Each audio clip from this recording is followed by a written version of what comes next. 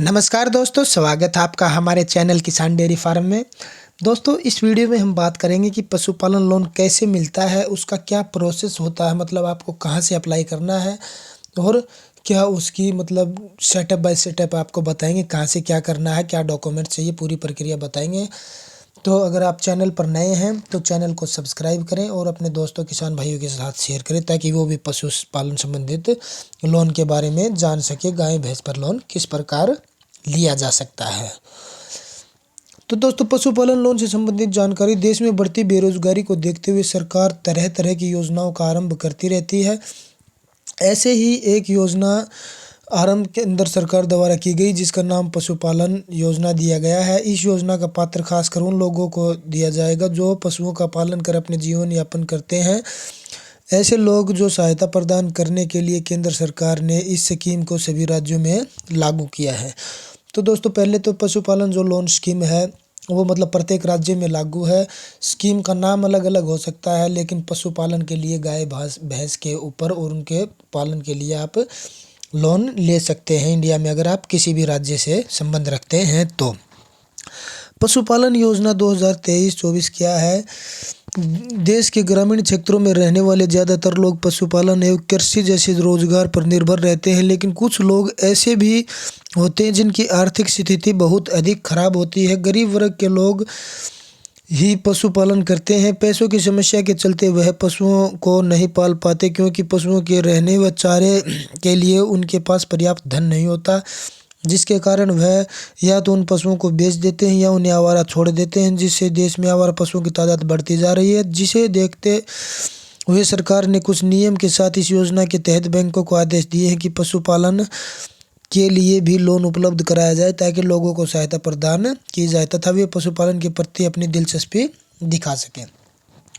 पशुपालन लोन 2023-24 ऐसी योजनाएं प्रतिवर्ष देश में केंद्र तथा राज्य सरकार द्वारा कुछ संशोधित करके जारी होती रहती हैं। इस तरह सहायता के लिए बनाई जाती हैं कि किसी भी योजना के अंतर्गत मिलने वाली सहायता राशि बैंक के माध्यम से प्राप्त होती है, अर्थात इस लोन को प्राप्त करने के लिए योजना द्वारा निर्धारित कुछ नियमों को पूरा करना होता है। इन नियमों को भली भांति पूरा करने वाला ही व्यक्ति इस ऋण को प्राप्त कर सकता है। इन नियमों की जानकारी कुछ इस प्रकार है।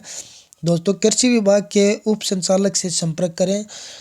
योजना का लाभ प्राप्त करने के लिए सबसे पहले आपको अपने जिले के कृषि विभाग के डिप्टी डायरेक्टर से संपर्क करना होता है तथा उन्हें इस योजना के बारे में बताएं और उस स्थान को दिखाएं जहां पर आप पशुओं की देखरेख व उनके रख रखाव से जुड़ी सभी सुविधाओं के बारे में बताएं। योजना प्राप्त हेतु बनाए गए प्रोजेक्ट में जरूरी डॉक्यूमेंट्स, उनके ज़मीन का ब्यौरा और जैसे ज़मीन कितनी है, वह उस ज़मीन का मालिक कौन है आदि जानकारी देनी होती है। योजना में ज़मीन से जुड़े सभी कागज़ों का होना अनिवार्य है। यदि आपने ज़मीन को किराए पर लिया है तो उसका रेंट एग्रीमेंट होना ज़रूरी होता है।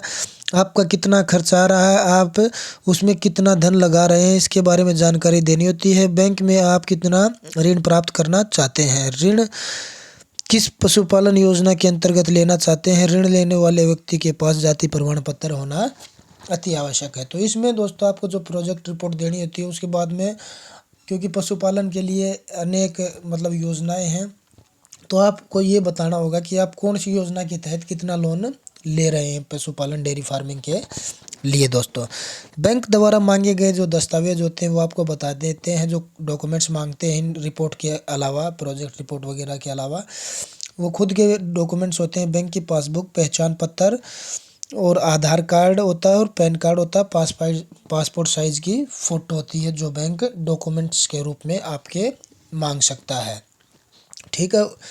आगे संबंधित अधिकारी से अनुमोदन approve for loan corner officer. Step 1, पहले आपको क्या करना है? सबसे पहले आपको संबंधित विभाग में जाकर सभी जरूरी कागजों के बारे में जानकारी प्राप्त कर लेनी है और उसे ऋण प्राप्त करने के लिए आवश्यक है। उसके बाद आप उस अधिकारी के पास जाकर उस प्रोजेक्ट रिपोर्ट पर मोहर लगवा लें। वह अधिकारी द्वारा ऋण प्राप्त करने की अनुमति प्राप्त कर ले। इसके बाद अधिकारी द्वारा बताए गए बैंक में जाकर ऋण प्राप्ति के लिए आवेदन करें।